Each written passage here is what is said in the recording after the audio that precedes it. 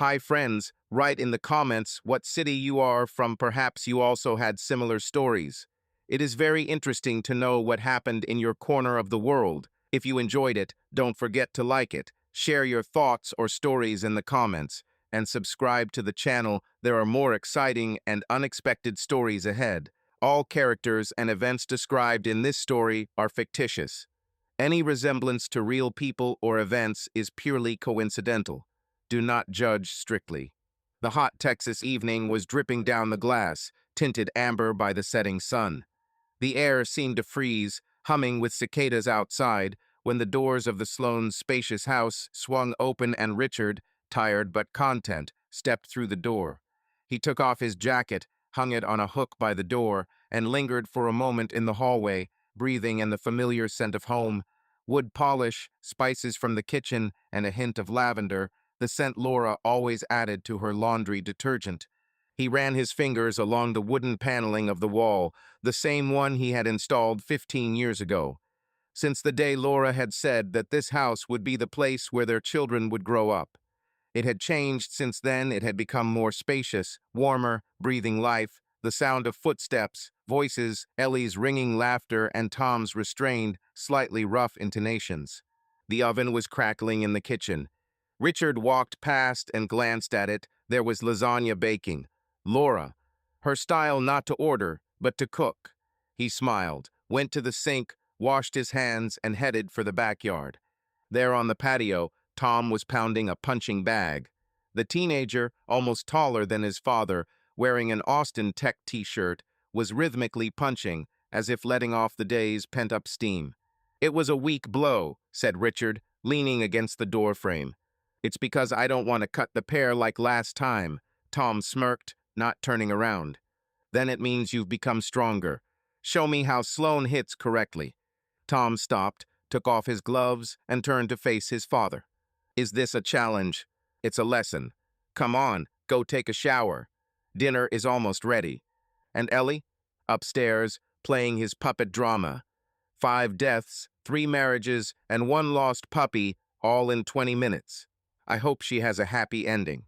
Always in this family." For now, Richard added to himself, unconsciously. He returned to the kitchen. Laura was already cutting the salad. Her hair was pulled back into a loose bun. Her face was tired, but bright, with a hint of satisfaction. "Hello, Builder." She kissed him on the cheek. "Hello, Inspiration. What's for dinner?" "Lasagna with bechamel sauce and green salad. And if you both don't ruin the evening with your jokes, even ice cream." "This is blackmail. This is parenting." He laughed, and Laura laughed, and there was no falsehood in that laughter. It was as real as the smell of cheese in the air, as real as their home, as real as their children. It was all real. It was all right. And yet, something barely perceptible was scratching at the edge of consciousness. He didn't know what exactly, but the feeling of emptiness behind the walls of comfort did not give him peace. "Ellie, wash your hands," Laura shouted, coming out of the kitchen. "Tom, don't put your phone on the table." "It's not me. These are notifications. They come by themselves." "Then let them eat themselves," Richard intervened. "The 4 of us eat without smartphones." Ellie showed up hugging a pillow, wearing panda pajamas, even though it was only 6 in the evening. "I'm tired. I've been to 3 worlds in one day. One of them is underwater. A queen crab ruled there, and she ate my husband. This is a better plot than half the TV series," Tom chuckled. "He's not kidding," Richard added. "You've got talent, little one." They sat down at the table. Richard poured himself a glass of red wine. Laura water with lemon. Tom brought a bottle of cola, Ellie milk. 4 people, 4 temperaments, 1 heart of family. "How was your day?" Richard began. Tom shrugged. Mr. Hadley had another freak out during the presentation. He was shouting that Excel is evil. "He may not be so wrong," Laura noted. "But you teach literature, not computer science," the son grinned. "Exactly. Which means I can philosophize. And you, young man, philosophize for 1.5 points for an essay. Well, that's cruel. Life, son, welcome." Ellie was chatting about the new dolls that had arrived at the local toy store. Laura was listening and Richard was watching. Not just his daughter, but his wife. There was something new in her gaze. Not anxiety, not distance, just a weariness he hadn't noticed before. He placed his palm on her hand. "Everything is fine?" "Of course. It's just been a tough week. Want to go to Hill Country on Saturday. Rent a house, spend some time together." "The four of us," Ellie intervened. "With the cat, there are 5 of us," Tom added. "Not a cat, but His Majesty Franklin Fluffy," Ellie declared solemnly. Everyone laughed, and everything was fine. Dinner was over. The children went to their rooms. Laura was collecting the dishes. "I'll help," Richard said, standing up. "You're tired. Go to the living room." "Laura," he didn't let go of her hand. "Tell me what's bothering you." She looked into his eyes, long, unblinking. "Nothing. It's just, sometimes it feels like life is flying by. We built everything we wanted." "Yes, but have you ever wondered, what if all this is a facade?" Richard took a step back. "What do you mean?" Laura looked down. "Just thoughts. Sorry. I'm tired. Everything's fine. Really." He hugged her, but she didn't respond in kind. That evening, lying in bed, he couldn't fall asleep for a long time. He listened to his wife breathing next to him. He listened to the clock in the hallway striking 10, 11, midnight. Something was changing. He didn't know what, but he felt it. And maybe this is something that sat next to him at dinner. Smiling, ate lasagna, drank water with lemon. When Richard woke up, the Saturday sun had not yet risen. The room was quiet, immersed in a soft semi-darkness. Laura lay next to him, her breathing even. He looked at her, at the familiar line of her cheekbones, her slightly disheveled hair, at the slender fingers with which she usually held a book when she read in bed. Everything was as usual.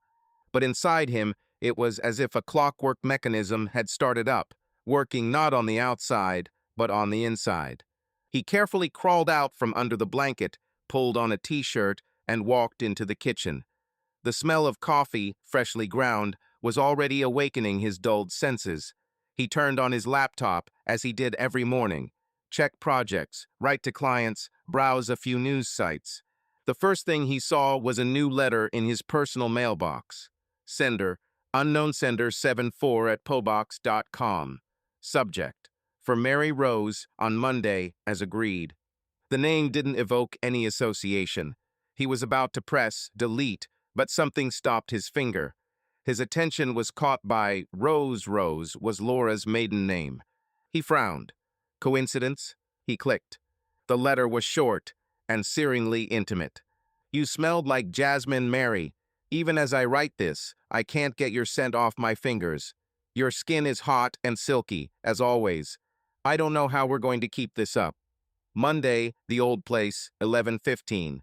Just please, no hesitation. Don't pretend to be a stranger. I can't stand it when you disappear from my world for a few days." Richard sat in silence, the only sound coming from the coffee machine, breaking the ringing emptiness of the kitchen. He reread the letter. Again and again. His palms were damp. Mary Rose. A pseudonym? A coincidence? Laura was a writer. She loved poetry. She loved symbolism. Mary is an Old English name. Rose is her maiden name. Too beautiful to be accidental. He searched his email. Mary Rose. Nothing. No inbox, no outbox, no saved drafts. He tried to find the email in the original headers. It had been BCC'd, so it was probably meant for someone else, but had arrived by mistake. Or not. He stood up and went to the window. The yard, always so cozy, suddenly seemed alien to him. He saw Franklin Fluffy, as Ellie called their cat, and remembered how Laura had laughed that evening when Ellie had crowned the animal in her fairy tale. It was a warm laugh, a sincere one. How can you laugh like that and conduct such correspondence? He didn't say a word to Laura. He just deleted the letter, but to the trash. Let it be.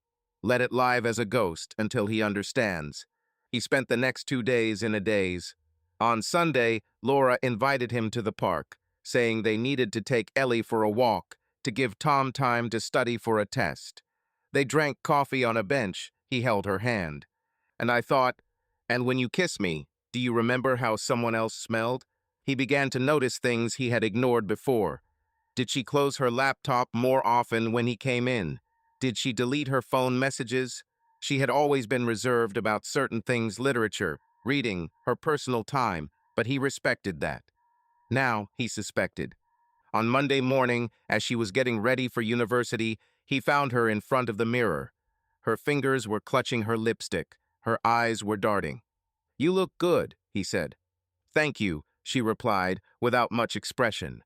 "We have a meeting with the foundation today. There will be a presentation." He watched as she fastened her earrings. "You never wear them to university." "Really? Maybe. Just my mood." He wanted to say, "Or maybe you're dating John," but he didn't say anything. He stood on the threshold when she came out. Then he got into the car and drove after her. Richard never considered himself jealous or paranoid. He built houses for people, created spaces for love. He didn't pry into phones. He didn't ask unnecessary questions. And he sure as hell didn't stalk. But now everything has changed. He saw her car turn not toward the university, but toward the city center. He followed, at a distance, breathing like a runner. She parked outside a nondescript building, a former bookstore, now a co-working space with a cafe and creative spaces. He didn't know she'd been there. He waited. About 15 minutes. Then I saw it. A man, medium height, dark jeans, light beige jacket. About 50. She approached him and they didn't hug. They didn't kiss. But he took her hand. Not as a friend. Not as a colleague. Richard suddenly felt stuffy. The next day, he received another letter from the same address, only this time without BCC. The letter was short. "You forgot the book. It's in my car. I'll bring it on Wednesday. As always, to the back door. I'll take coffee too. Don't forget to wear that blue one." He copied the letter. He saved the screenshot. He was building a dossier like he was building a dossier on a killer. Only she was the killer. Or maybe not. What if this is some kind of experiment? A literary project? He tried to push the thought away. But the words in the letters were too real. They breathed. They moaned. He began to distance himself. Little by little, he stopped saying, "I love you," when leaving the house. He pretended to be too busy at work. He skipped Friday night family dinner for 2 weeks in a row. When Laura noticed, he said he was slowed down with projects. She nodded without much interest. Tom approached him one evening. "Dad, is everything okay?" "Of course. Why do you ask?" "It's just, you're kind of distant. Even Franklin notices it." He chuckled. He didn't know how to answer. "How do you tell your son that you suspect your mother of cheating on you, but you don't want to believe it?" On the night from Wednesday to Thursday, he couldn't sleep again. Her phone was lying on the bedside table. Laura was sleeping. He could hear her breathing. Clear, calm. He picked up the phone. Just looked. She hadn't set a password. Never. Or maybe on purpose, like a challenge? There is nothing in the messages. Everything is deleted. Richard didn't wake Laura. He didn't say anything. He got out of bed and went outside. The cold night enveloped him, as if it wanted to drag away everything that hurt inside. He sat on the steps and looked at the empty street. There was a garbage can along the road. He thought, what if we just throw everything away? Letters, doubts, questions. But he knew it was too late. Nothing will be the same. Richard was no longer pretending. Not for himself. Not for the shadow in his heart. He still played for the children, pretended for Laura, but inside he no longer doubted that he was one step away from the truth, from something that would change everything. And if before he had waited, hoped, tried to convince himself that all this was a mistake, a fantasy, a trick of the mind, now he acted. Methodically, like an architect taking apart a drawing down to the last line. Only instead of paper and lines his marriage, his wife, their family. He started with the logs. Laura rarely changed her passwords. He knew one of her old ones, her mother's name plus their wedding date. He tried it and got in. Her email. Superficially, everything was clean. But in the archive were several chains of letters from addresses not tied to names, all with names like MMR Notes, Poetry, Literary Project. He opened one of them.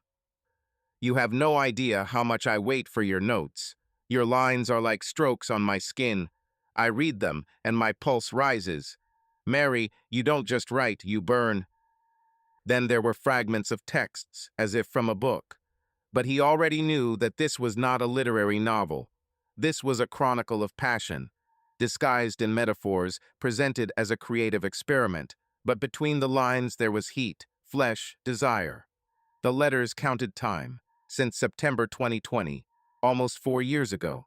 So it had been going on for years. Or maybe from the very beginning. He checked sent empty, deleted clean.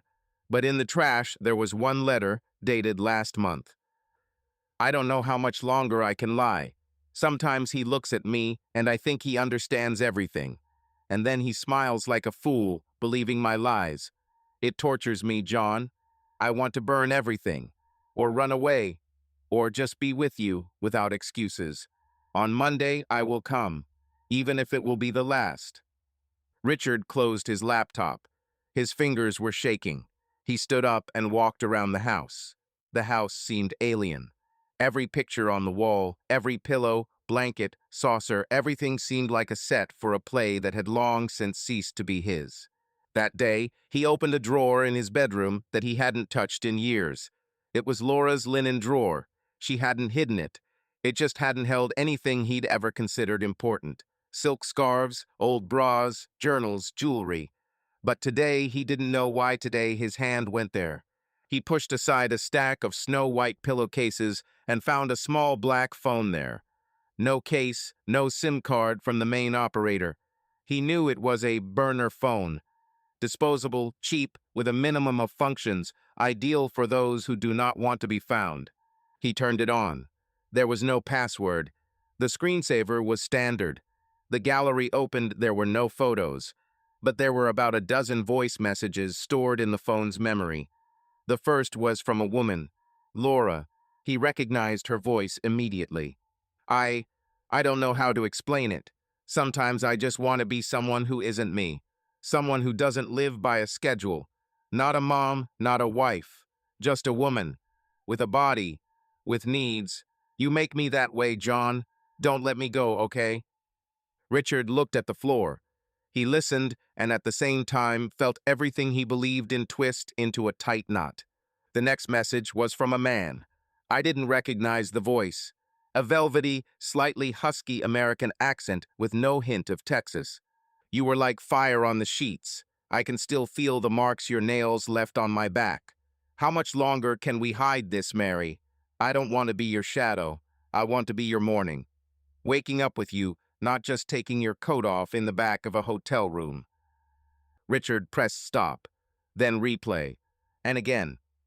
I don't want to be your shadow. He was sitting on the bedroom floor, phone in hand. He couldn't remember how much time had passed. Maybe half an hour, maybe 2. He thought, why haven't I smelled this before? There was no scent of other men in the house. Laura wasn't distant. On the contrary, she remained caring. But that was what was most frightening. She could love and yet live a double life. She could be a mother, a teacher, a wife, and still be Mary Rose. The woman who had an online affair, wrote erotic letters, and then met him in person. For years. He returned to the laptop again, checked her Google activity, found a strange email. It was used as a second account. Telegram was registered to it. The program was deleted, but traces remained. He loaded Telegram on a virtual machine, tried to restore access via email. A few minutes later, he was inside. He was speechless. The correspondence lasted for years. They started with quotes, then discussed books. Then came nude photographs. Laura, naked, in the semi-darkness in the mirror. No face, but he recognized the curve of her hip, a mole on her neck, the fabric of the robe he himself had given her for her birthday. Then voices, their conversations. You don't think I can stop, do you? I walk around thinking about you all day. Every time he says I love you, I think, if only he knew. If only he knew that there is a part of me that he has never seen. Only you know. He saw the dates, the places. They met in different hotels, at conferences in other cities. Sometimes under the pretext of a trip from the university. Sometimes she just suddenly went to see a friend. He leafed through them like an investigator, coldly, without emotion, simply, point by point, putting together a picture. John was probably someone in academia. The emails included references to university events, mentions of a department, a literature seminar in Tulsa. Richard knew that Laura had taught short courses outside Austin in the past. He didn't ask who. He believed her. He realized she led two lives, and she did it masterfully. By evening, he was still sitting in the kitchen. The pack of cigarettes he hadn't smoked in 10 years was open. He didn't know how it had gotten there. He must have bought it on the way, on autopilot. He was just finishing up the last message when Laura walked into the kitchen. His face, dimly lit by the desk lamp, was as still as if carved from stone. He didn't react to her appearance, not with a look, not with a word.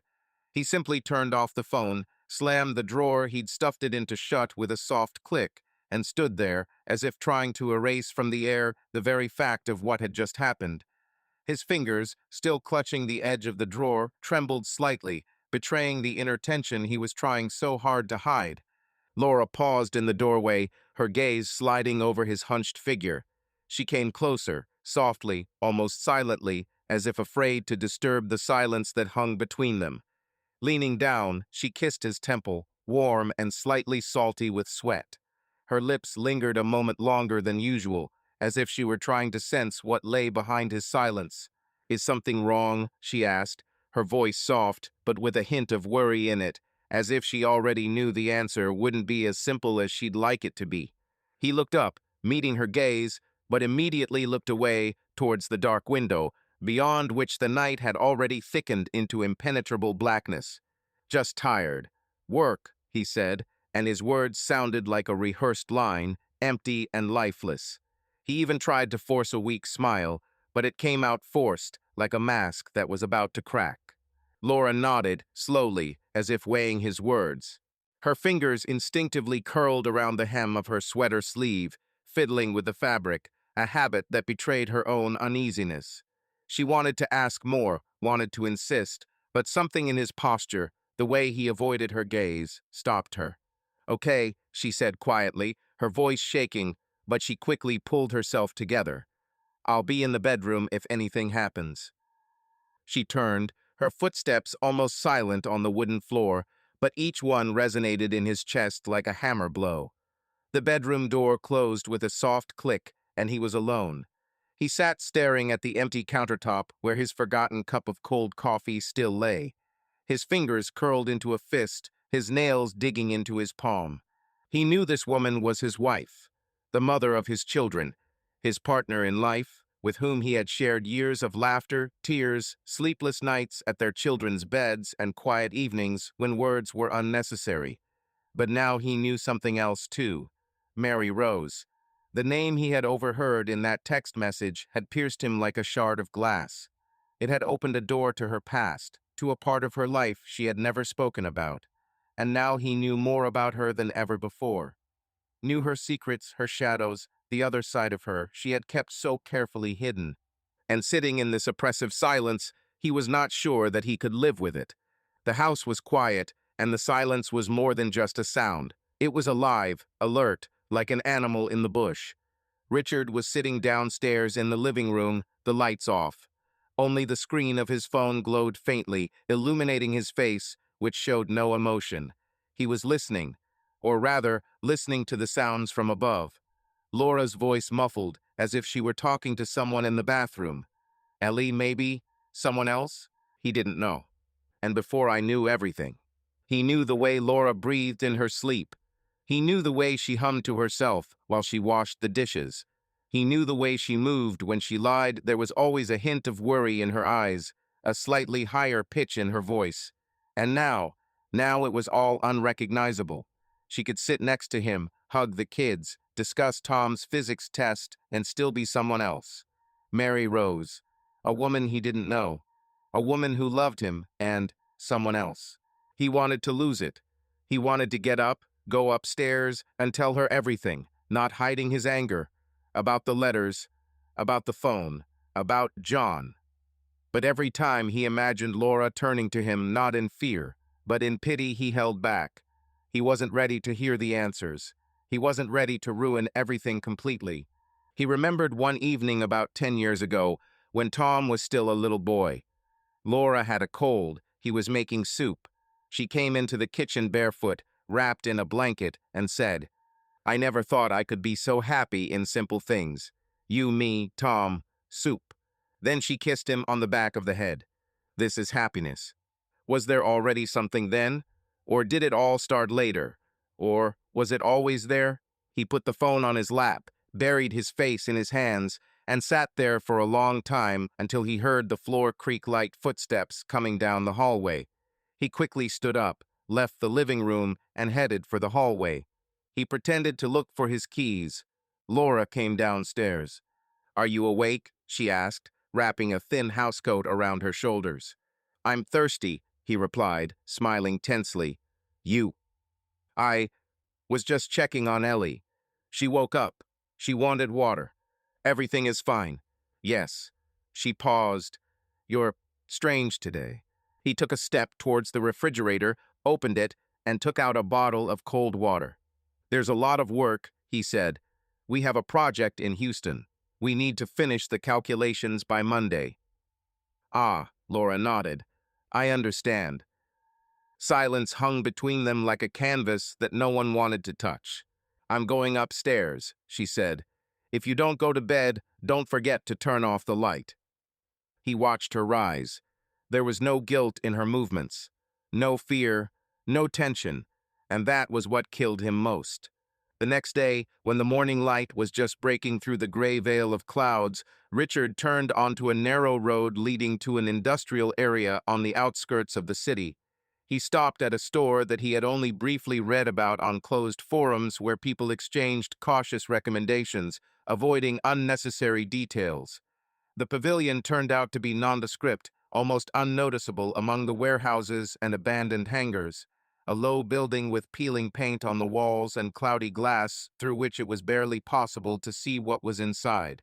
Above the entrance hung a metal plate, faded with time, with the words engraved, "Technical equipment, private protection, personal peace of mind." The words sounded like a promise, but there was a cold, almost ominous understatement in them. Richard pushed open the heavy door, and the sound of a bell above it cut through the silence. Inside, there was a smell of old metal, machine oil, and something acrid, like solvent. The shelves were filled with unlabeled boxes, wires coiled into neat coils, and devices whose purpose Richard did not even try to guess. Behind the counter stood the salesman, a man of about 60, with gray stubble as sharp as wire and a bearing that betrayed a military background. His eyes, deep set under thick brows, slid over Richard with cold attention, but he was in no hurry to start a conversation, continuing to wipe a small metal device with a rag. "Something specific?" he finally asked, without raising his head. His voice was low and hoarse, as if he were used to giving orders. Richard paused at the counter, his fingers instinctively tightening on the strap of the bag slung over his shoulder. He had been rehearsing this moment in his head the entire way, but now the words seemed heavy, unyielding. He cleared his throat and stepped closer. "I need to. Watch. The man, without his knowledge," he said, trying to keep his voice firm, but still feeling a treacherous shudder run through his last words. The salesman slowly raised his head, his gaze sharp, almost piercing. He put down the cloth and the cutlery, leaning both hands on the counter, as if assessing whether it was worth continuing this conversation. "Is it legal?" he asked, and there was neither condemnation nor curiosity in his tone, only a dry need to clarify. Richard paused, feeling the blood rush to his cheeks. He looked the salesman straight in the eye, trying not to look away, even though his insides were clenched with both shame and determination. "This is my wife," he said quietly but clearly, as if this explanation could justify everything. The salesman nodded, briefly, without unnecessary emotion, as if he had heard similar stories dozens of times. He straightened up, walked around the counter, and motioned for Richard to follow him to the far wall, where a rack contained small black cases, similar to those in which tools were stored. "There's a basic set," he began, opening one of the cases. Inside, on a black foam pad, lay the devices neatly arranged. Headphones with a radio range operate at a frequency with interference suppression. Clear sound, even if there's a construction site or a busy street nearby. The microphone, this one, he pointed to a tiny metal cylinder no bigger than a match head, sticks to clothing, can be sewn into the lining of a coat or hidden in a car under the mat. The battery lasts 2 days without recharging. And a GPS tag, he picked up a thin, almost weightless plate the size of a coin, sticks anywhere, the bottom of a bag, the inside of a shoe, even under a phone case. The signal is stable, updates every 10 minutes. Richard looked at the devices, feeling a strange mixture of disgust and relief growing inside him. Every word the salesman said sounded like an instruction to betrayal, but also like the only way to find the answers that were bothering him. He didn't ask any more questions, though dozens were spinning in his head. How far did the signal reach? Could the device be tracked? What if she noticed? Instead, he simply nodded. "How much?" he asked, taking out his wallet. The salesman named a sum, not an exorbitant amount, but enough for Richard to feel his wallet noticeably lighter. He paid in cash, as if he had known in advance that cards were not accepted here. They did not give him a receipt, but simply silently put the case in a discreet plastic bag and passed it across the counter. As Richard turned to leave, the salesman suddenly spoke again. "I hope you're not doing this in vain," he said, and for the first time there was something human, almost sympathetic, in his voice. "These things, they change people, not always the way you want them to." Richard paused, his hand hovering on the doorknob. He wanted to respond, to say something harsh or defensive, but the words died in his throat. Instead, he simply walked out, feeling the cold wind from the street hit his face, the bag containing the briefcase weighing down on his arm, as if there was something much heavier inside than a few tiny devices. At home, he waited until Laura left for class. Tom was at school, Ellie was at a friend's club. He went into the closet and opened her everyday bag, the one she almost always took with her when she wasn't going to work. He sewed a tag into the bottom corner, under the lining. Secure, almost unnoticeable. The microphone was more difficult. He chose the second backpack, the literary one, as she called it. It was the one Laura took to meetings in cafes and co-working spaces. He sewed the microphone inside the secret pocket where the headphones used to be kept. He trembled as he did it. Not from fear, but from realization. He was no longer a husband. He was a watcher, an investigator, a spy in his own home. In the evening, everything went as usual. Dinner, home talk, the series they had started a year ago. Laura laughed, comment, discussed the plot, and every laugh of hers was like a blow. He felt like a traitor because he knew that now she was watching. But she betrayed him too. She started it. Before going to bed, he checked the app. The tag was active. The microphone was working. It was quiet. Nothing suspicious. He turned on recording. He put the phone away. "Dad," Tom looked into the office. "Can we talk?" "Certainly." Tom came in, sat down, was silent. "Are you sure you're okay?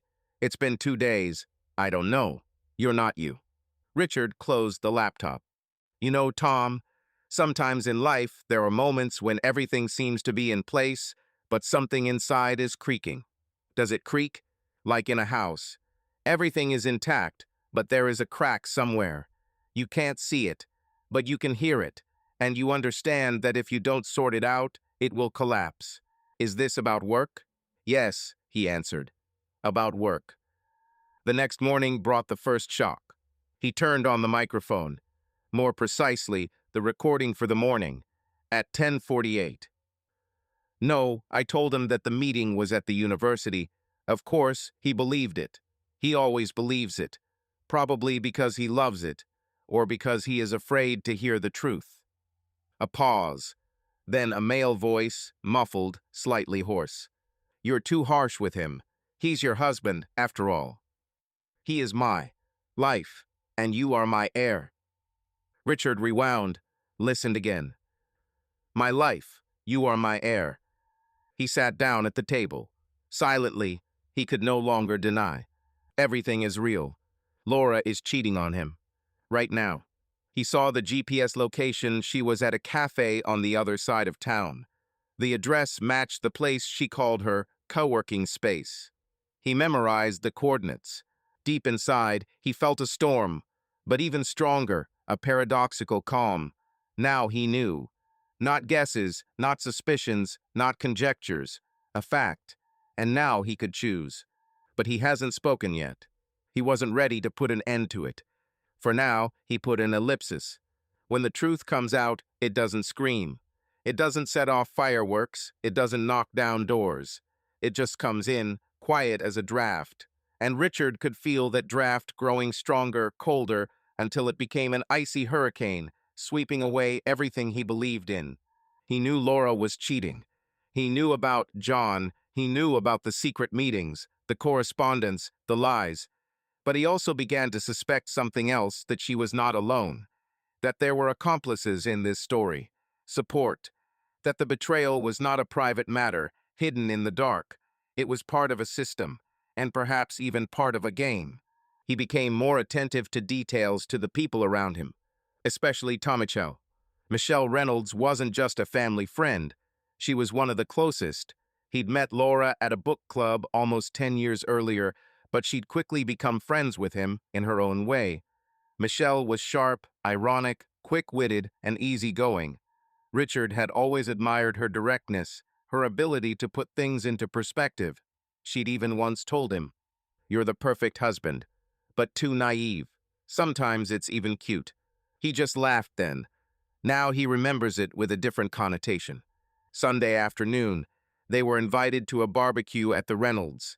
Everything was as usual: a lawn, marinated steaks, conversations about the weather, politics, and books. Michelle was the center of attention as always. She chatted with Laura, laughed, told about the new play at the local theater.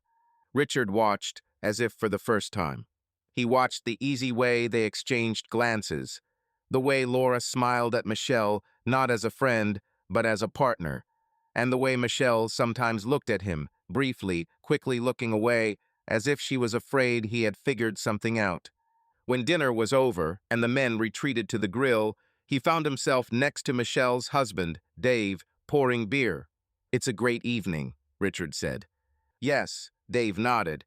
"It's warm, the food is good, the kids are busy. Perfect." "Do you often go on business trips?" Dave looked at him in surprise. "Why do you ask?" "It's simple. I notice that Michelle is often alone. We sometimes see Laura when you're away." "Ah, well, yes, work requires traveling. A week here, a week there. But Michelle and I have found a rhythm. Each of us lives in our own way. You know how it is." Richard pretended not to understand, but he did. Very well. Everyone lives in their own way. 2 days later, he started looking for confirmation. Old photos, messages in group chats, moments where Michelle and Laura disappeared at the same time under different pretexts, trips, seminars, literary evenings, hen parties. Sometimes even the dates coincide. He felt sick. This wasn't just a cover, it was a system. In one of the group chats of parents from the school, he came across a correspondence from 2 years ago. Someone wrote, "Where were Michelle and Laura on Friday? The two best moms disappeared from the horizon."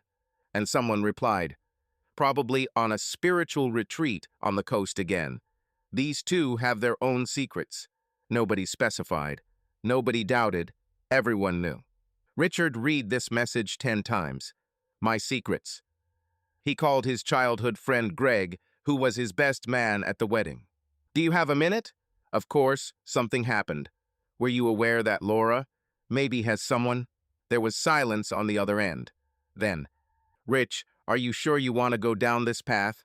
So you knew, not directly, rumors, suspicions, but you looked happy. She did too. I didn't mean to. Didn't want to destroy it, did you? Would you like to hear from me? Hey, buddy, your wife is doubly active outside of marriage. Richard closed his eyes. Did you and Michelle know? I'm not close with Michelle. But yeah, she was in the know. I think she was covering for me. How could you remain silent? Because you didn't want to know. Because every time you said how perfect you and Laura were, you said it confidently. And I believed that you believed, and maybe there was some truth in that. Up to a point. He hung up. He went outside. It was just starting to rain. He stood barefoot on the porch and felt the cold drops hitting his face, his chest. He looked out at the yard, at the swing he had built for Ellie, at the tree where Tom had first fallen off his bike, at everything that was their life. And now it turned out to be a performance. While he was putting his heart into the marriage, others laughed behind his back. His wife, her girlfriend, his friend. He remembered Michelle's words again. You are an ideal husband, but I'm too naive. Not naive, blind, willfully blind. The next day he met with Michelle. He called himself. He said that they needed to talk. She suggested a cafe in the center. When he arrived, she was already waiting. Coffee, phone. Hairdo is perfect, as always. Smile a little strained. Richard. Hello? Everything okay? He sat up and looked at her without blinking. Did you know? Knew. What? About Laura. About everything. She was silent for a second. Then she lowered her eyes. What makes you think that? I didn't take. I know. I found the letters. I listened to the recordings. I saw the meetings. I know everything. I just want to hear. Did you know? She slowly put the cup down. Yes, I knew. A couple of years, maybe more. I didn't ask. It's just, one day we were on a trip, and she said, I can't just be a wife. I need something of my own, even if it means being dishonest. I thought it was temporary. I didn't approve. But I kept quiet. Why? Because you are my friend, and she is too. I thought you would suffer if you found out. And also, she hesitated. I had no right. I am not without sin either. He looked at her as if for the first time. You too. Yes, I have a second marriage. Unofficial, on paper Dave. But in fact, there is another person. For 3 years already. Richard leaned back in his chair. Believed. It all made sense. Bitterly logical. All of you. Everyone was silent, looking at me, and thinking, what a fool he is. Nobody thought so. Not in the face. They weren't being ironic. They just felt sorry. Some were jealous. You believed. You were whole. And we weren't. And you just let me live a lie? We allowed ourselves to live a lie. You were a reflection of who we wanted to be. And she wanted to be someone else. And she became Mary Rose, right? Richard nodded. I can only pity you and ask for forgiveness. But you must decide, do you want to destroy everything or understand why everything destroyed itself? He stood up. I don't need sympathy. I need the truth. Then don't stop. He left without saying goodbye. That night he didn't sleep. He sat by the window, looking at the light in Laura's room. She wasn't asleep yet. She was writing, or reading, or texting. He knew not only her secret now, he knew that their whole circle, I knew that too. And now the house he built has become a fortress of betrayal. And the walls, so beautiful, so reliable, were built not of bricks of lies. Pseudonyms. They always seemed literary, innocent to Richard. When Laura spoke of her love for characters who have a second life, he laughed. He didn't realize she was talking about herself. Now he knew that Mary Rose was not just a literary mask. She was a version of Laura, tailored to the life she was leading in parallel. Like those old novels where the heroine, tired of her boring marriage, runs away to Paris and becomes someone new. But Laura didn't go to Paris. She stayed here in Austin. Only now he knew she had an apartment, her own stage, her own cast, and the lead role, Marcos. The name Marcos didn't come up right away.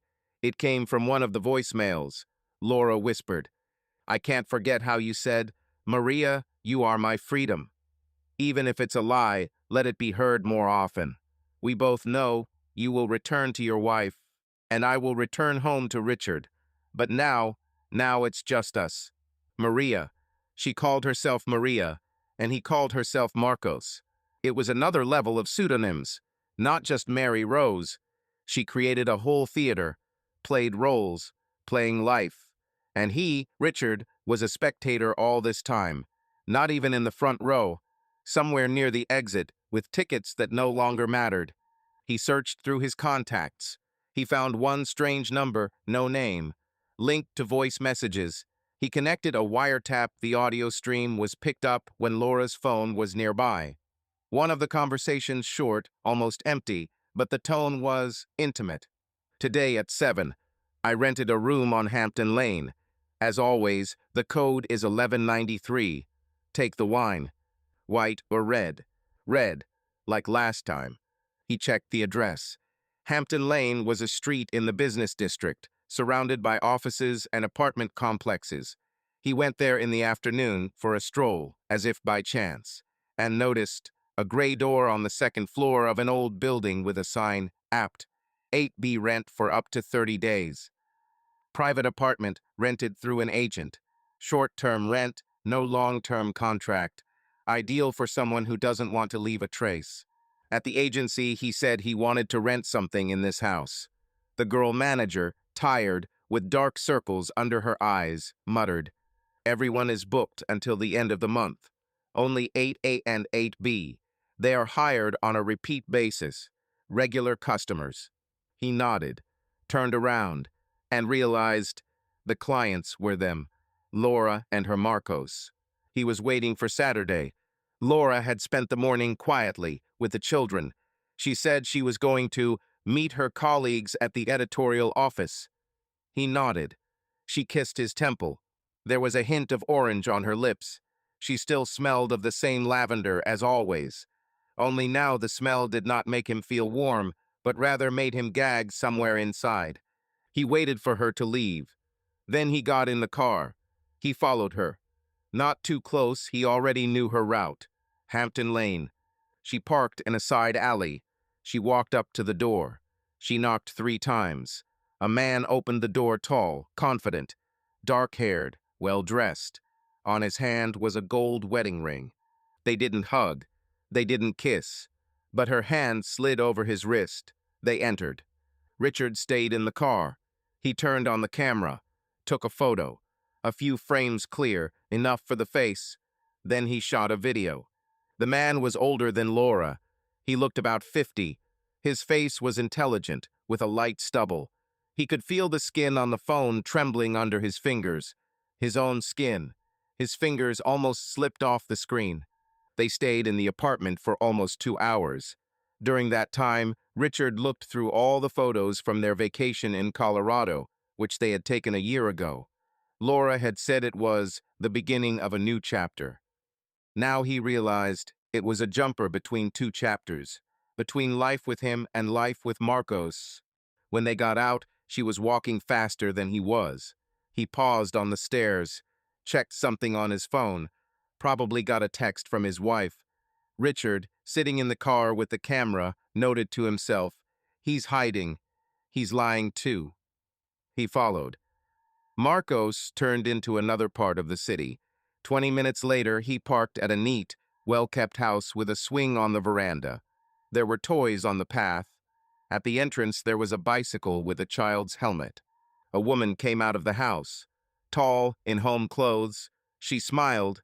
He came up to her, kissed her on the cheek, then on the lips. He took a child of about 3 years old from her arms, tossed him up and laughed. Richard turned off the camera. Life. This man has a family, wife, children. Laura knew. Most likely, yes. They agreed. "You will return to your wife, and I will return to Richard." He drove back. There was a residue buzzing in his head. Not pain, he has already gone through the pain. It was different, a glassy feeling of uselessness. His life, his family, his love, they were secondary roles in someone else's play. He was the background. He was home. He was a cover. Laura returned in the evening. "I'm tired," she said, sinking into a chair. We were brainstorming. A new project, challenging but interesting. He looked at her. "You met Michelle, didn't you?" She froze. For a second. Then she smiled. "She was there too. Did I tell you?" "No," he replied. "I was just asking." "Oh yeah, we're working on a collection of essays together. For a literary magazine. You know how I love that kind of thing." "You love me," he nodded. "I know." She didn't feel it. He understood. She didn't suspect anything. Not in his voice, not in his look. So he was still in the shadows. "For now, I'm just an observer. But now with evidence." Later, he punched the name. Marcos is Mark Henley, lawyer, private practice, married, 2 children. Wife is Jennifer Henley, activist, curator of a local program to support low-income families.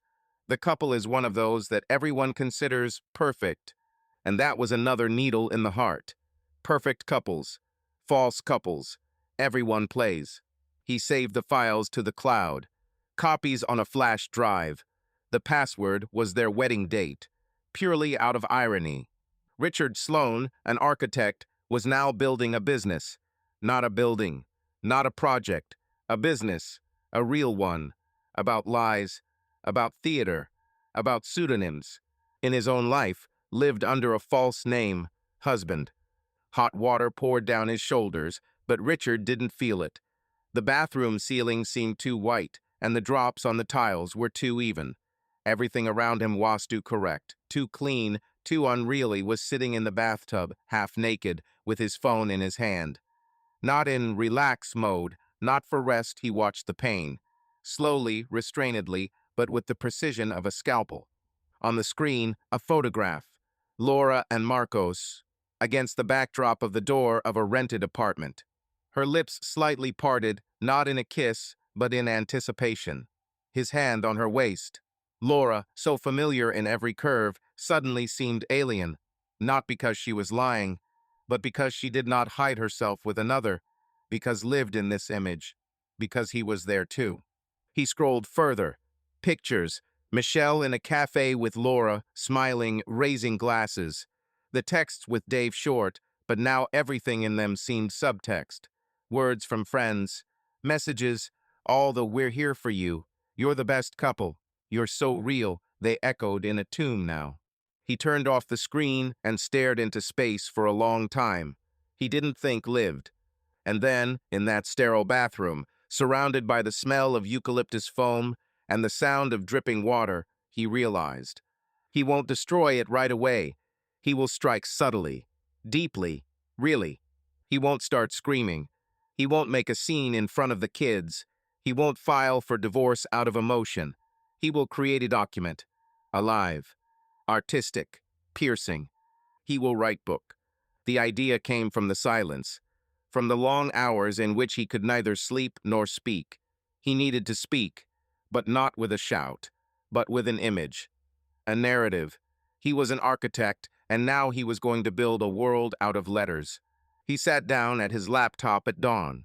There was a cup of coffee on the table. His hands were shaking slightly. He opened a blank document. He wrote the title right away, without thinking. Next to Lucifer. He felt something inside him click. The name was perfect. He didn't believe in demons, but he knew they existed. By people. People who can hide their fangs under kisses. People who can live with you, cook breakfast for the kids, and destroy everything sacred at the same time. People you love and who are ruining you. Luciferina, that's what he'll call Laura in the book. A woman who brings light, but exudes coldness. The word was multi-layered. She won't be a monster. No. She'll be alive, intellectual, subtle, seductive. A woman who both saves and destroys. He wasn't going to take revenge. He was going to reflect. The first paragraphs were born painfully. He thought he knew who he was sharing his bed with. He was building a house. Literally. brick by brick, for her, for the children, for the future.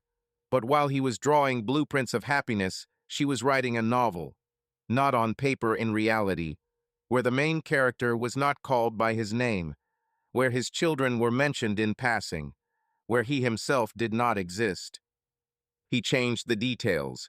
He created artistic distance, but he kept the essence. Luciferina was the woman from the books he was afraid of when he was young. The one who says, "I love you," and then disappears. The one who can talk to your son, explaining the laws of thermodynamics, and at the same time, destroy your thermodynamics with a single glance. He created characters. Marcos became Ezra, a lawyer, a cold strategist, a married man who always looked at his watch even when he looked into the eyes. Mitchell became Savannah, a friend with doll eyes who always knew more than she said. Even Dave, even their mutual friends, everyone was getting masks. The game was on. But the main thing is that he did not reproach directly. He observed, as a surgeon, as a writer, as a husband who was betrayed but decided to stay storyteller. In 2 weeks, he had 60 pages. He wrote in secret, early in the morning before the family woke up, or at night when Laura thought he was asleep. Once she came into the office, he quickly closed the document. "Has the project been delayed?" she asked. He nodded. Architecture is always about balance, and if one corner is out of balance, the whole structure falls. She chuckled. Sloane's philosophy. He smiled too, but inside, an architect of a different level was already working. He sent the manuscript to a friend of his, an editor with whom he had worked 10 years ago on the design of architectural albums. "Read it. It's unofficial. Pseudonym William Carroll." The editor responded 3 days later. "Damn, this is beautiful and scary. Are you sure this is fiction? More than, is this a book about love? About love that became a weapon, and about a man who refused to die from a wound. I want to publish it. In a small print run, without advertising, only paper, literary circle. Will that do?" Perfect. When Richard held the first proof copy in his hands, his heart beat in a new way. In his hands was a book. High, but also the wreckage of his life, glued together by words. On the cover is a silhouette of a woman. Half of her face is in light, half in shadow. Caption: William Carroll, next to Lucifer. He looked at the book and thought not of revenge, but of fixation. This book is a monument, and if tomorrow everything burns down, it will remain. It will remain for children, for friends, for those who will wonder who she was, Luciferina, and one day for Laura herself. He was in no rush for a divorce. Not yet. He was setting the stage. I collected copies. I recorded an audio version. One evening, I sat with Ellie while she played with dolls and read the text out loud. Butch didn't understand what they were talking about, but she listened. He wanted the voice of this novel to remain within the walls of their home before the walls collapsed. And he knew the day was approaching. The day the book reaches Laura, and she will understand that her betrayal became literature, that her life is exposed without anger. What is her voice now? Not the only one. And maybe it will hurt more than screaming, more painful than a blow, more beautiful than revenge. Richard learned to say, "I love you," even when his heart was empty. He learned to smile when his soul was a clenched fist. He got up in the morning, cooked breakfast for Ellie, discussed university plans with Tom, and listened to Laura discuss new literary essays. Everything was as before, only now he was someone else. He became an author. He became a mirror. The book was finished, edited, and designed. He chose the cover simple, with a dark silhouette of a woman in an abstract landscape. The title, Next to Lucifer, read like a challenge, like a cry hidden between the lines. He uploaded it to Amazon via the independent platform KDP. He indicated a pseudonym William Carroll, set the minimum price, activated the printed format and the electronic version. No advertising, no posts on social networks, only silence. Published. Publicly, forever. He looked at the published button with the same feeling he had on his wedding day, a premonition of fate, only now in the opposite direction. The next day, he got the kids ready for school as usual. Ellie was having trouble waking up. Tom was angry about not getting enough sleep a normal morning in a normal house. Laura was in her dressing gown, reading the news on her phone, sipping coffee with lemon. "Are you doing anything special today?" she asked. "No, just work meetings," he replied. "And you?" "I think I'll go to the library. Remember Savannah talking about the new selection of gender fiction?" "I remember," he nodded. "Savannah. That is Michelle. The one who knew everything. Who, Richard now knew, had even read Laura's drafts under a pseudonym they wrote as a couple in an online women's club. They all lied. All of them. And that was what gave him a strange strength. He was no longer angry. He was calm. Calm as a person who knows that the chess game is already lost, only the opponent has not yet realized that he has been checkmated. 2 days later, the book started selling. No splashes, no noise, but steadily. 5 copies, 10, 20. Someone left a review. Scarily honest, piercing prose. "This isn't just a novel, it's a naked soul. I don't know who William Carroll is, but he writes as if he's been through hell and lived to tell the tale." He read it while sitting in his office. Laura was tapping away at her laptop, perhaps having another conversation with Maria or Marcos, perhaps editing another story about women's freedom. He stood up, walked into her room, and looked in. "Everything is fine." "Yes," she replied. "I'm thinking about the text. I'm a little stuck." "Do you want me to take a look?" "You? Over women's prose?" She grinned. "I have a new interest in literature now," he answered calmly. "Who knows? Maybe one day I'll write something too." "That's the number," said Laura, and returned to the text. He left smiling. "You'll already read it, my dear. You just won't immediately realize that you're reading about yourself." He went to the forum for authors under a pseudonym. He chose the section First Published Works. He posted, "Hello, everyone. I published my first novel. No advertising, no support. Just to get it out. It's about a man who lived with Lucifer in love, in marriage, in a house. Pseudonym, William Carroll. Book, next to Lucifer. Thank you if you read it." A day later, the first reposts. Then a blogger from Book Talk wrote, "Book of the week, next to Lucifer. Don't miss it. This is a story that will make you reconsider who you share your pillow with." Richard did not feel triumphant. It was not a victory. It was a cleansing. He continued to play the role. Gave Laura flowers. I cooked pasta with her on Saturday. I took Ellie to the dance. I watched baseball with Tom. But somewhere deep inside him, there was no longer a family. There was a text. There was a document. There was an imprint. In the evening, he turned on his Kindle and accidentally left the book on the screen. Laura came in and took a look. "What is this? A new author?" "Yes," he nodded. "Writes about marriage." Very sharply, "I think you would like it."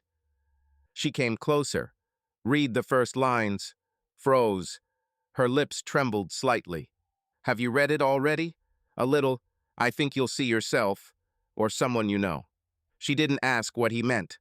He listened as she went upstairs. 20 minutes later, the sound of water in the shower. 40 minutes later, the sound of her footsteps on the floor. He knew she would read it. Not right away, but she would read it. Someday, when her world would rock and he would put the final period. In the 3rd week of sales, the book entered the independent rating. 10 honest novels about cheating and loneliness. It was discussed on a podcast. One voice said, "This is a story written with hatred, but not rage. This is the story of a man who realized that his entire world is a mirror maze. He does not hit the glass. He simply shows the reader, 'Look, here you are. Here I am. Here is a lie.'" And all this time, Richard was silent. He cooked dinners. He checked Ellie's homework. He pretended everything was okay. And only in his gaze, if you looked closely, there was something new, power over knowledge. He knew what others did not know. He knew the truth, and now the whole world could read it. Laura sat at the table. Her fingers slowly turned the pages of her Kindle. There was a shadow in her eyes. There was tension in her face. She didn't look up. He entered the room, silently. She did not raise her head. "Is it a good book?" he asked calmly.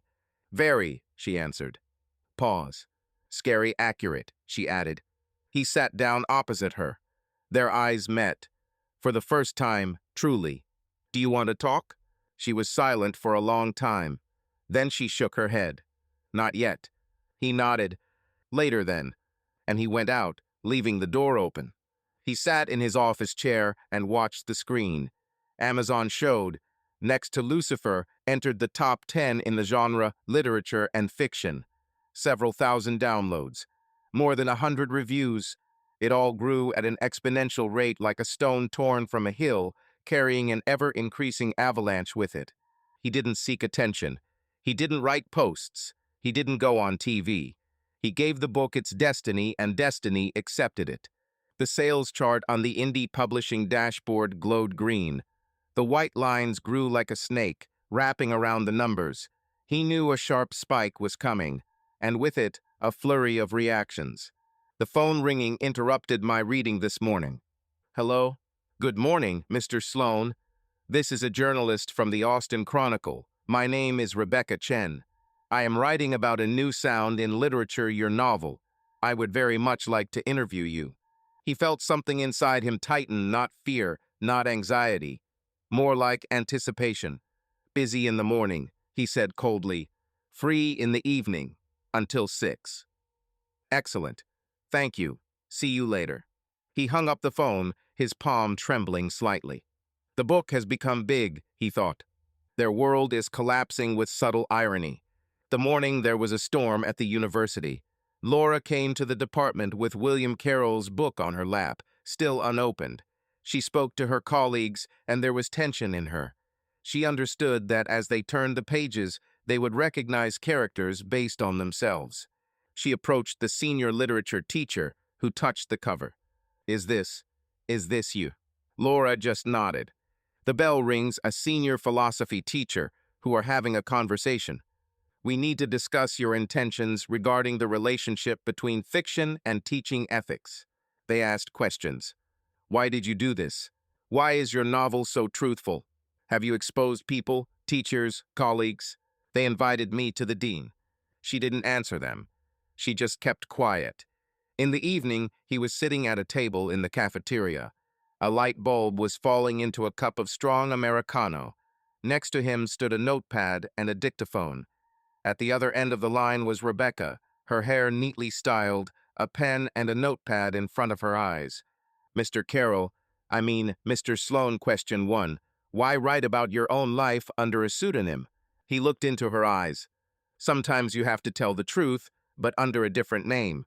I wrote about the pain of my family, about betrayal, about loneliness which was in bed. But the real pain is that those who were near did not hit, they watched silently. The novel reveals people copied from real colleagues. Some claim to have recognized themselves. What did you talk to them about?" "I only spoke to 2. One of them asked me to remove the episodes in which she was reflected in Savannah. But she herself said, 'I don't want to figure out the story of a broken marriage.' And then I reformulated it. The rest found out, and they made peace with themselves. And the book is not about them, it is about me." "Does this mean that you are deliberately destroying your marriage?" "I do not destroy, I state. The marriage was already destroyed. I only showed what was left after. The word is my hand. I did not raise it." The interview appeared on the main page. The article was called "The Architect Discovered Marriage as an Architectural Disaster." The following day, the university issued a statement. The dean of the faculty said, "We are sure that a teacher's private life is a personal matter, but the use of official position and authority to turn conflicts within the teaching staff into genre literature is unacceptable from a moral point of view." A petition was started. A very small percentage of students joined, but it crossed a line. Laura walked around campus, wrapped in a scarf, feeling like a member of a pantomime. People smiled at her face, but in their eyes, a play of faces. She knew, they recognized her, and now she would have to answer. Social networks lit up. Someone posted screenshots from the book. Twitter posts appeared. Lit Cratoston, I read Carol's new prose. A woman living in 2 marriages is not hiding here. Janon of Prof. This is essentially a public revelation. Several colleagues have recognized themselves complaining about the violation of privacy and connections with philosophy. Laura was woken up by the ringing of the doorbell. Journalists were ringing the doorbell. Can I have an interview? The woman with the tape recorder, diplomatic tone. No comments. Why are you silent? She looked at them, recounted the words, but answered. This is a work of fiction. That is the position of my publisher. They were leaving. At home, there was tension. Laura would come home and lock herself in her office. She would write essays, correct texts. But her Kindle would be lying on the table next to her, a book open, and she would read it, and it would weigh her down like crazy. He sat a little further away, silent. She tried to start a conversation.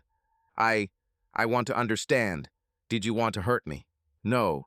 I wanted to show how it feels when you are alive, but you are not the one who is next to you. Silence. I can't look at all this. I can read, because I wrote, and I laid out the truth in the genre. It's a metaphor. It's a memory. She closed her eyes. You called if it beautifully. I didn't want to destroy you. I wanted to die from deceitful love, but not become a shadow. I wanted to get out. She looked at the floor. And I know, he said quietly. I know. The noise grew.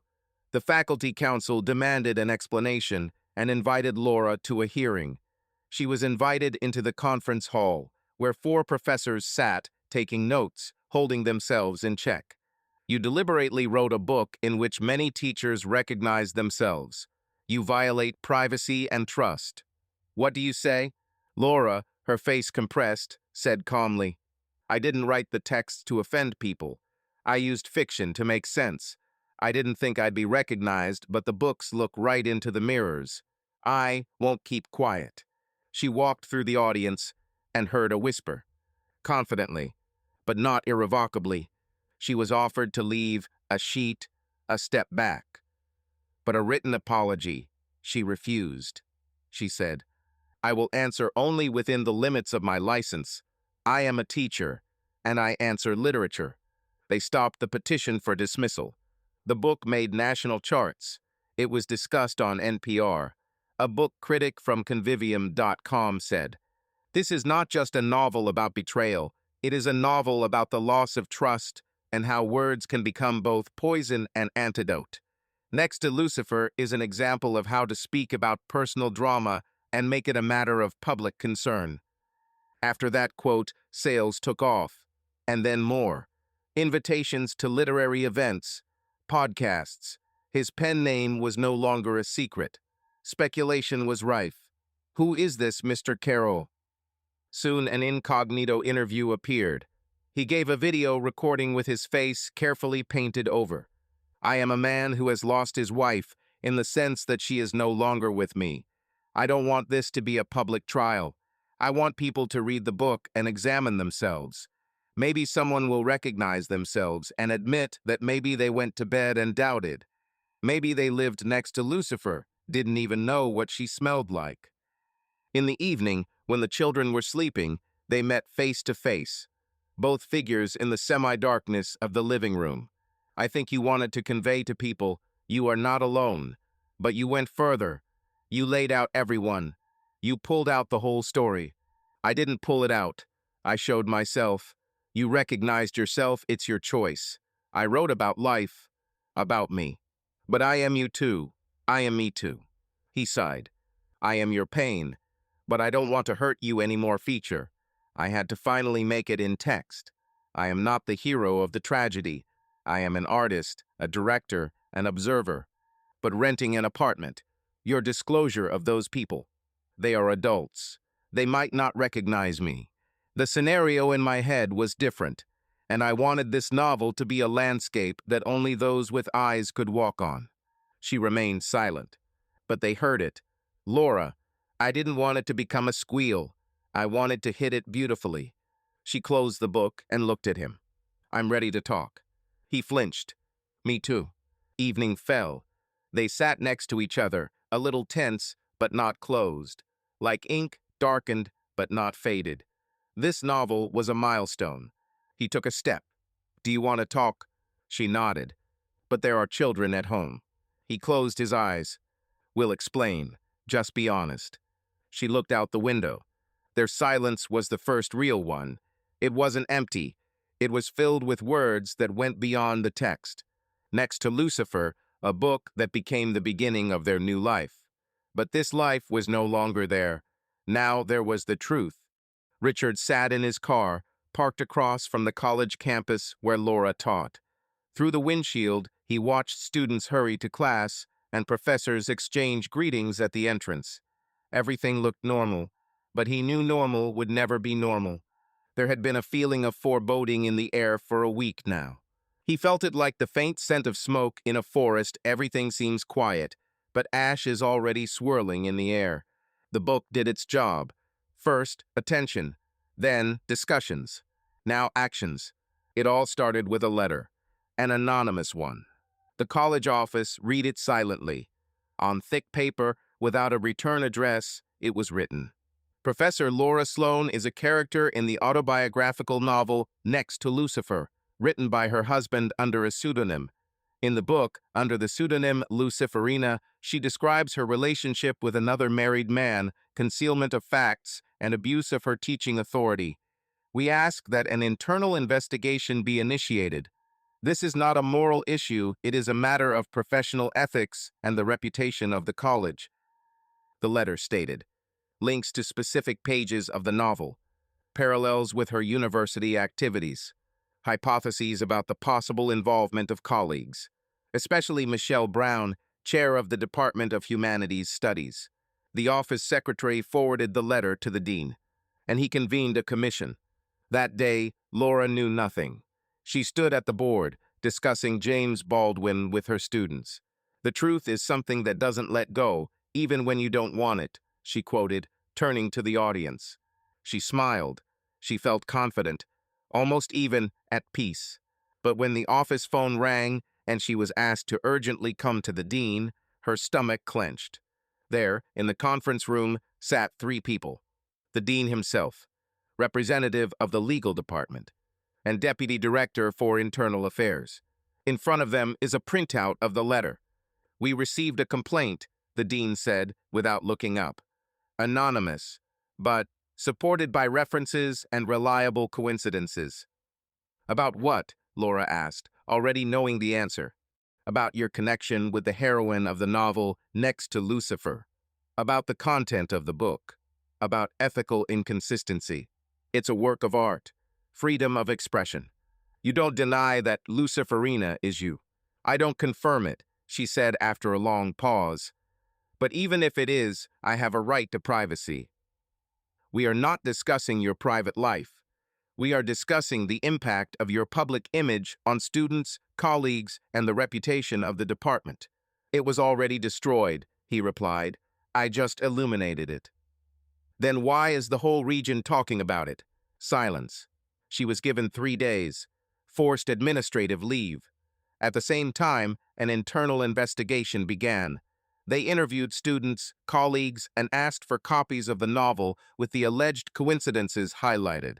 The professors with whom Laura had previously discussed semiotics now looked away, especially Michelle. Richard noticed that Michelle had disappeared since the sales peak. She hadn't written to Laura, hadn't called. She had stopped showing up for meetings. When he tried to call her himself, there was a beep, then a dull pause. He wrote, "You knew. You helped her. Don't try to disappear, it won't work anymore." There was no answer. He felt Michelle was afraid she would be next. He had seen it before in the eyes of architects who had been caught plagiarizing. People whose buildings had collapsed not from time, but from a hidden defect. Michelle had the same defect in the fabric of life. Meanwhile, the story has spread beyond Austin. The Texas Review published an article under the headline, "Literature as Revenge," How the Novel Destroyed the University. The article detailed the similarities between the events of the novel and real biographies. The editors interviewed students who discovered the references. One of them, in an interview, she taught us Frankenstein, talking about the dual nature of man, and she herself, she lived as a monster and a woman at the same time. Now it's clear why her lectures were so passionate. Richard watched all this from a distance. He felt no joy, not even satisfaction. This was not a victory. This was removing the Bandageth pus came out. He came home on Friday night to find Laura sitting in silence, her laptop next to her, closed. A copy of the suspension notice on the table. She didn't cry. She didn't speak. She just looked straight ahead. "Everything is falling apart," she said. "It was already destroyed," he replied. "I just illuminated it. You exposed me as a prostitute, as a traitor, as a monster. I wasn't writing about you," he replied. "I was writing about myself, about how trust dies." She turned away. 2 days later, the commission made a decision. Resignation of one's own accord is recommended to avoid formal disciplinary action, with the wording, "Loss of ethical trust in the context of a public conflict that has led to public outcry and discrediting of the academic environment." When Richard found out about this, he didn't celebrate. He went outside, stood on the side of the street, and just watched the leaves fall from the tree. It's all over, or almost. He went back inside, and for the first time in a long time, he sat down next to Laura. "I didn't want you fired," he said. "I wanted you to see what you'd made of me." She looked at him, tired, burnt-out eyes. "I saw, but it's too late. Now I just... nothing. No, you are the truth, as am I, as is this book." It all started when Tom came home early. He was supposed to stay the night at a friend's house, play basketball, and watch a movie, but at 9 o'clock in the evening, he walked into the house and took off his sneakers in silence. He heard his mother speaking on the phone, quickly, irritably, in broken sentences. His name sounded like a hiss. "I'm not going to explain myself to a teenager who reads the internet like it's the Bible. He's not stupid. He could have asked me directly. And anyway, Richard, this novel is his revenge. Yes, damn, cold, passive-aggressive revenge." Tom froze in the hallway. There was a sharp, fragile feeling in his chest. He knew everything. They sent him a link. His friend said, "Tom, read your mother. It looks like she's Luciferina." He read it. He thought it was fiction, but there were lines. He heard his son laughing with his mother in the kitchen, and he didn't know how to tell him that she was already a stranger, that he was sleeping in a house where lies lay between the pillows. It wasn't fiction. It was a diary, only in prose form. He entered the kitchen. "Mom," she turned around abruptly. "Are you here?" "Why?" "Because I can't pretend I don't see how much this house stinks," he said, and for the first time there was a mature, hurt tone in his voice. "I've read about this. I know. Is it you?" "It's..." She swayed as if she'd been slapped. "It's not like that. It's not that simple." "No, Mom, it's simple. You had sex with another man behind your father's back. And you lied to us, you lied to yourself, you lied to Dad, you lied to this city. Volume. And now you're lying to me, right to my face." She sat up. His voice cut her. Even more than her husband's words, it was like shards of glass under her skin. "Son, please. I'm a mother.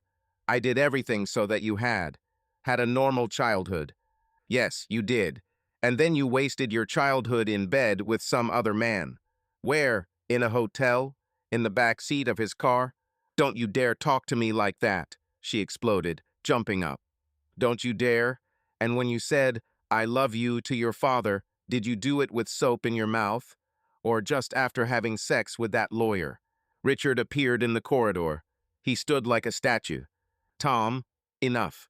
Tom looked at him and melted for a second. "Dad, I myself." Tom left. Laura remained standing, shaking with anger. "Are you happy? You've made a judge out of him now." I didn't do anything, Laura. You did everything. Oh, bravo, Mr. Moral Architect.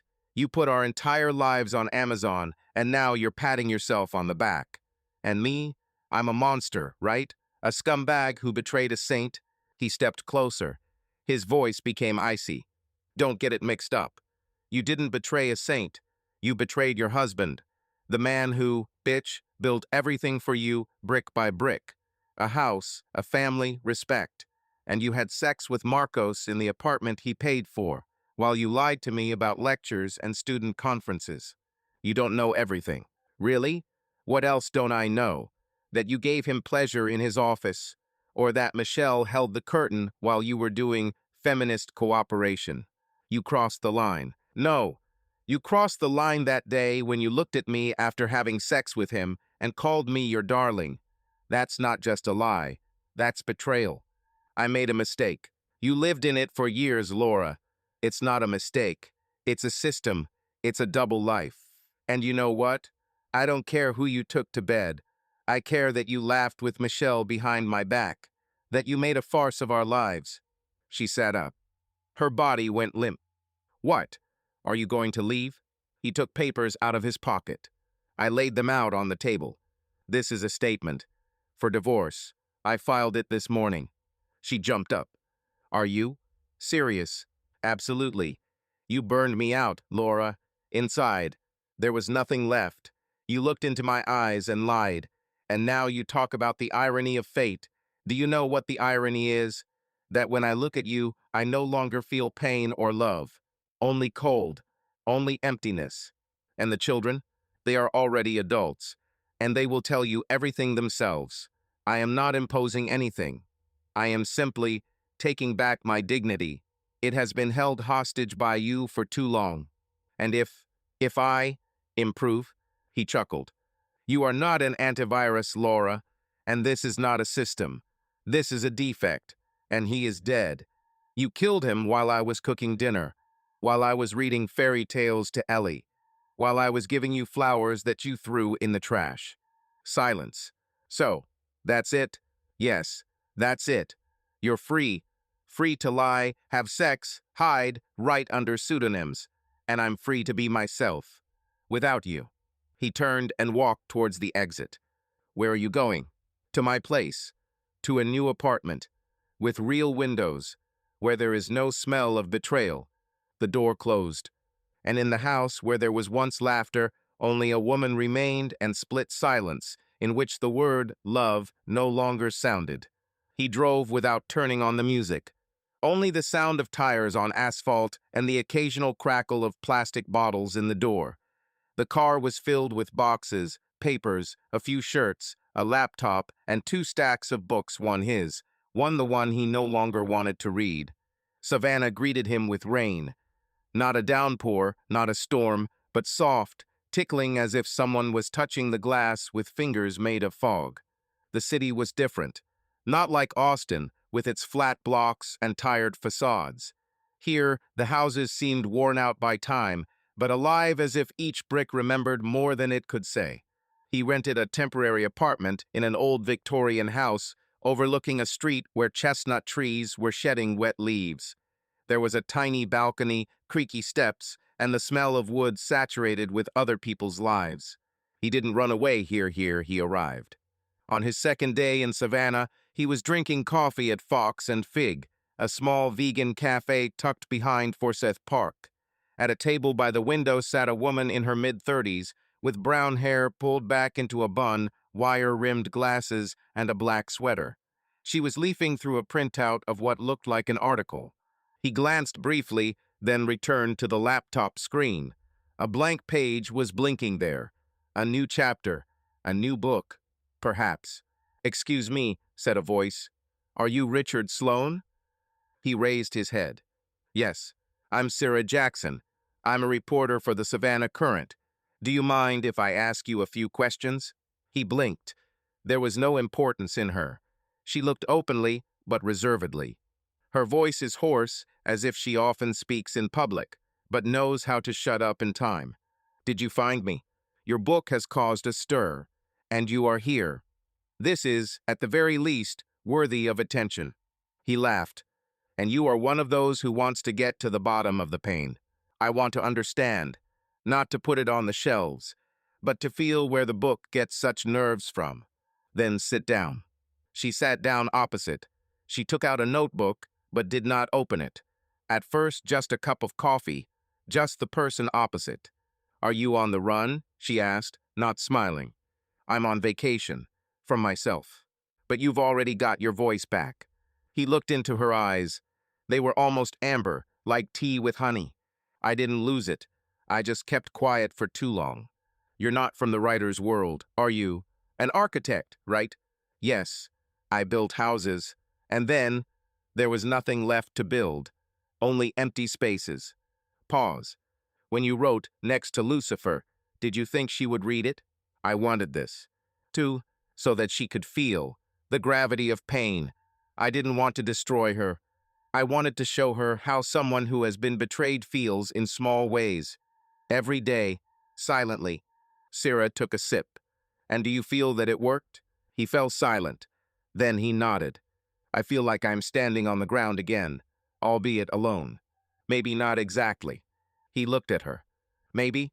She only raised an eyebrow slightly. The evening found them still in the cafe. They talked for 3 hours. About writing. About lies. About love.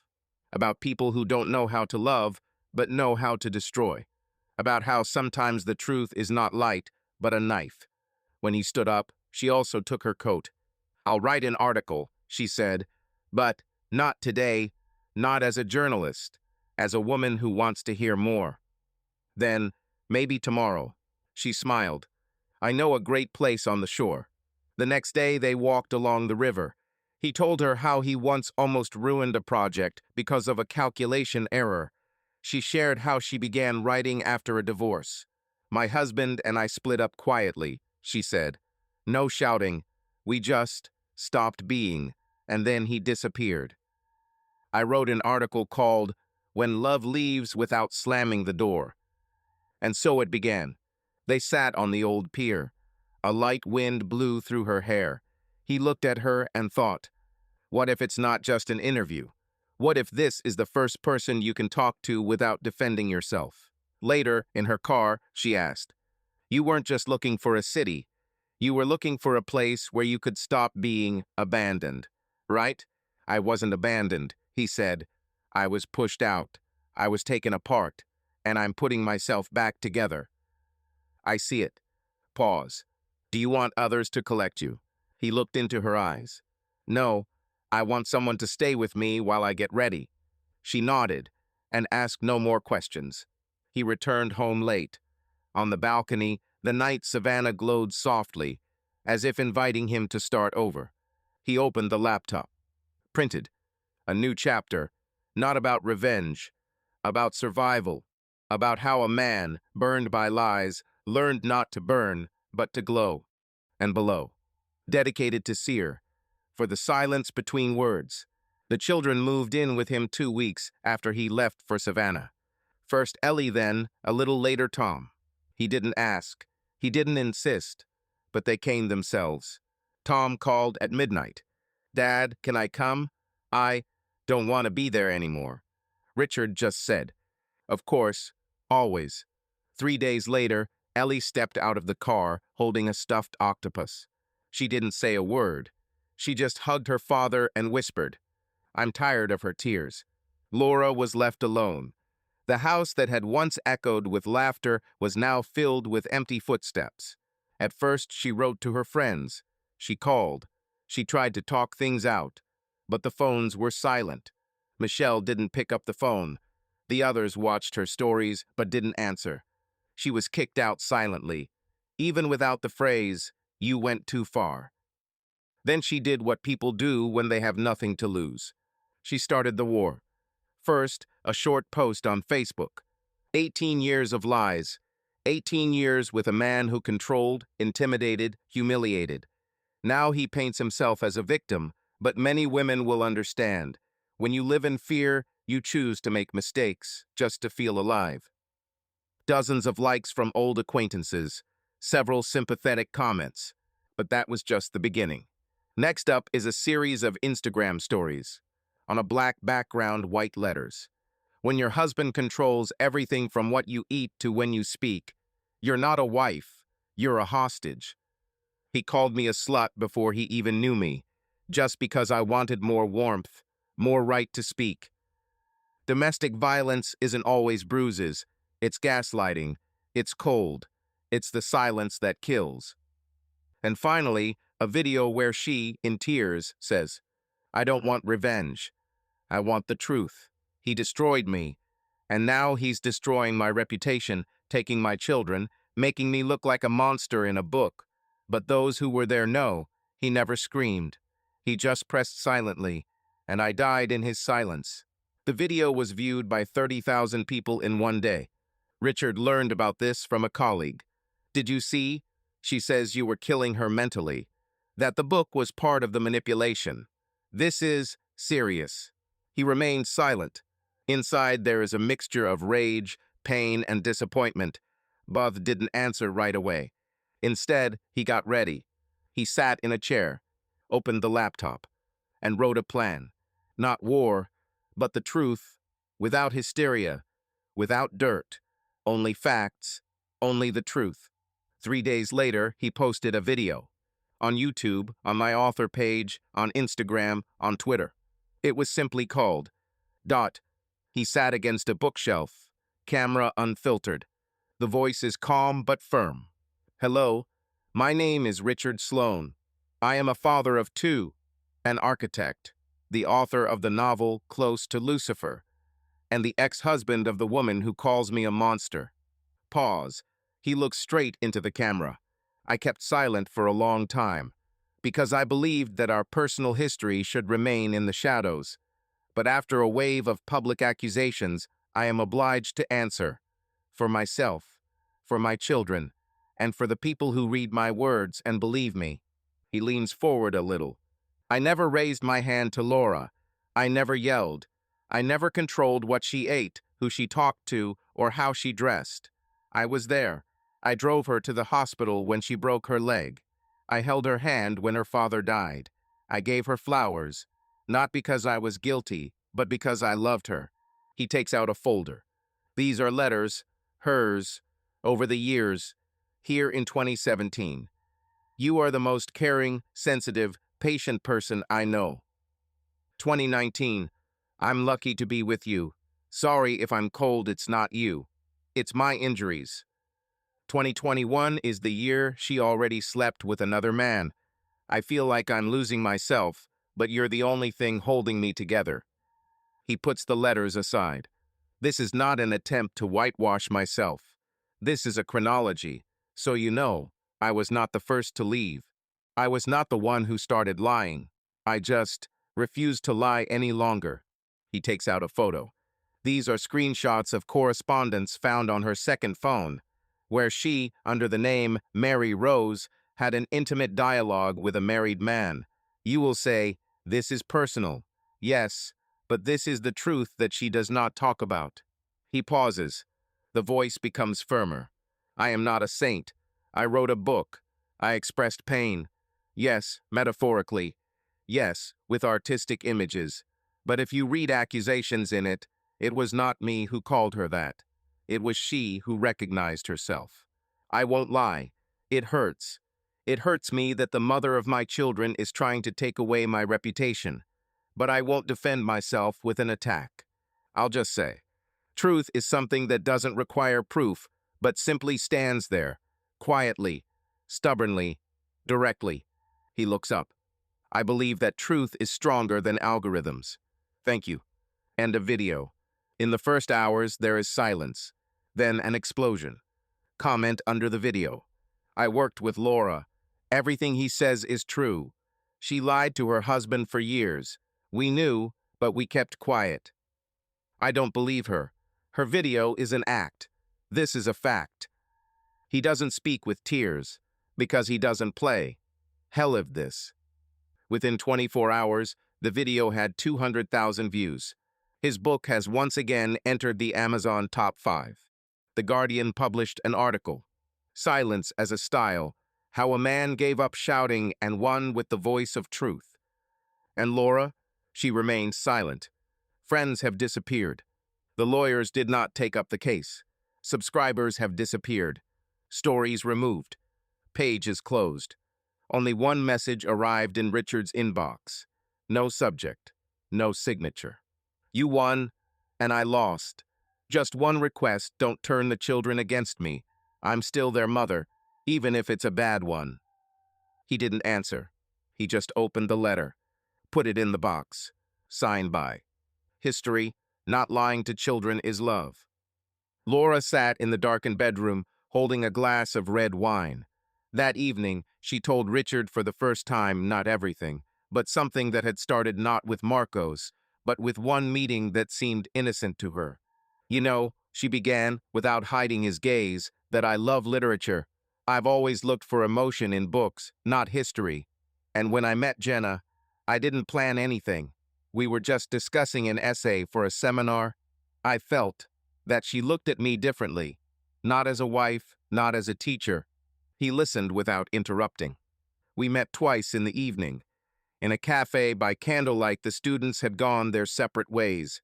There was warmth, understanding. And that's when I felt poignancy, but I pushed it away. A flash of steel appeared in his eye. Then I met Michelle. She told me that she had something similar, and that gave me the opportunity not to feel like an outsider, but to feel that it was possible to hide it. Richard said nothing. He just looked. The candle's shadows falling, the reflection in the glass, as if he saw her for the first time, not as his wife, but as a mysterious stranger. And when he appeared, Marcos, she breathed. I already knew where I was going. I just decided that this was not a mistake, but a path. He made a creaking sound, not an objection, not a complaint, just a sound that cuts through the fabric of trust. Michelle sat in her mother's kitchen, the home that had once been the family's center, now bitter with silence. The air was thick with a scent of jasmine and coffee.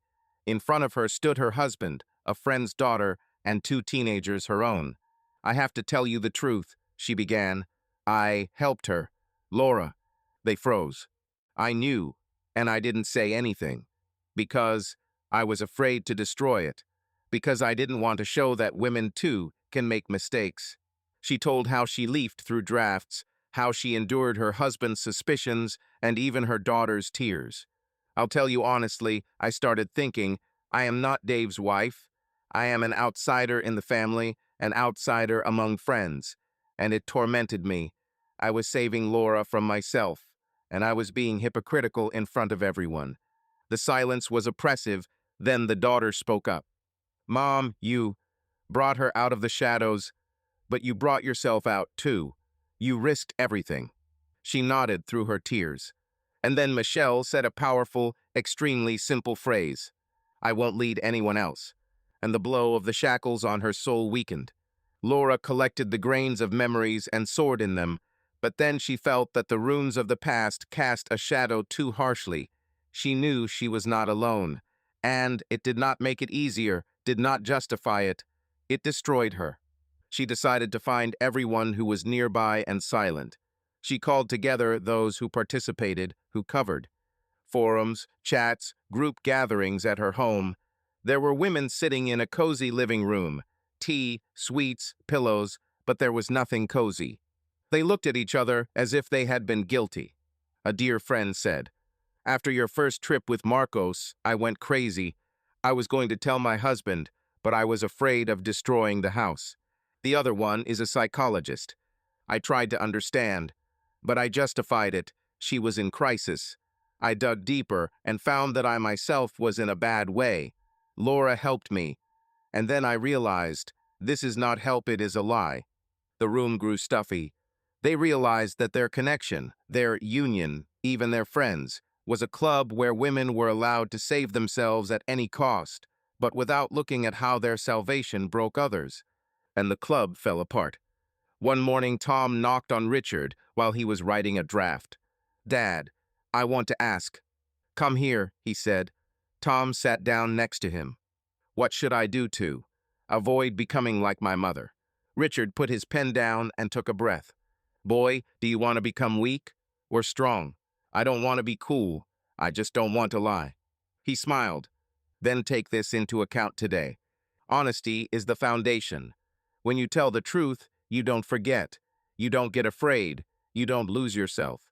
Boundaries are not restrictions. They are an understanding of who you are and where you are. Mom constantly violated them. She lived by other people's expectations, other people's feelings. Dignity is not pride. It is a calm confidence that you agree with yourself, even if mistakes are ahead. He leaned over and added quietly, "A man's strength is not in his fist. It is in his words, in his deed, in his confidence and mercy." Tom thought about it. I want to be myself, without other people's secrets. This is the most difficult path, and the most correct one. He stood up and hugged his son. At that moment, he wasn't just a father. He was a man who was able to bring his family back not materially, but spiritually, through honesty and openness. Their world's peace was destroyed. But on the ruins, they began to rebuild with the stones of frankness, the cement of truth, and plans for a future where respect is stronger than betrayal. The rain fell in thin streams across the glass. It was not a storm, just a gentle reminder that even the sun needs a rest sometimes. Richard stood on the veranda of his new home on the Atlantic coast, a 40-minute drive from Savannah. The house was built according to his plans: light wood, huge windows, a covered terrace with an ocean view, a gallery with books, and a studio on the second floor. Not a mansion, not status. Freedom. There was laughter inside as Sarah read Ellie a passage from her new manuscript, and Tom argued on the phone with his friend about who had picked the best player in their fantasy draft. Life, real, without lies. He smiled, and at that moment there was a knock at the door. When he opened the door, there was a woman standing in the doorway, Laura. In a black jacket, hair wet, eyes full not of rain, but ... intentions ... "Hello," she said, as if it were a casual visit. "Can I come in?" He remained silent. "I need to explain. It's already late." "Is it too late for love or for forgiveness?" At that moment, Sarah appeared in the corridor. She didn't say a word. She just looked at Laura calmly, without fear. And in that look, Laura felt that lost without even starting. "This is her, right? The one you—" "No," Richard interrupted. "Not for her sake, for mine." She was shivering. From the cold? No. From the fact that the plan didn't work. "You were my husband. You had no right. Didn't you have the right to defend yourself? To write the truth? To file for divorce?" Sarah silently walked deeper into the house, leaving them alone. Laura stepped forward. "I'm alone. Everything collapsed. I lost my job, my friends, and my children. Help me, Richard. Give me something. Just a corner." He looked at her. "I gave you 18 years, and you burned them. All you have left is you, and you have to live with it." "I wasn't myself." "No, you were yourself. You were just afraid to admit who you were."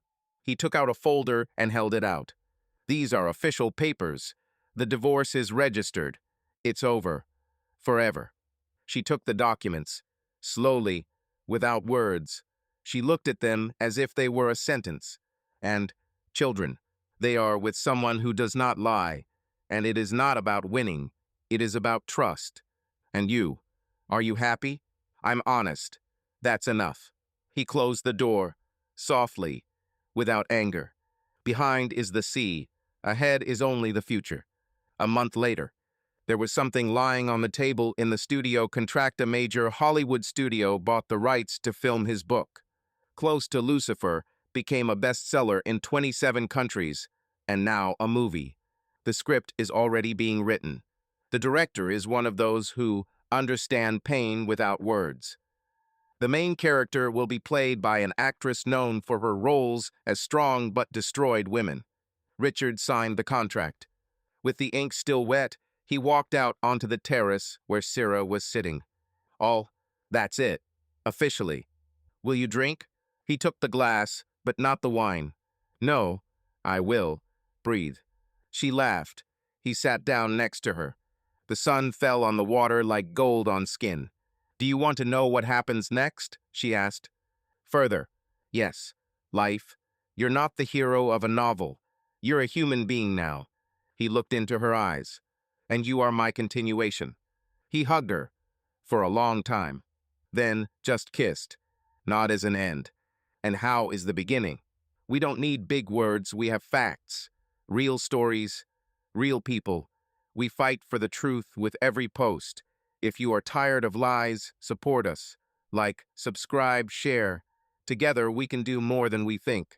Subscribe to our channel so that your love doesn't cheat on you, and go ahead and listen to the next story, because this story is nothing compared to the next one. If you're under 18, don't even think click to the next one.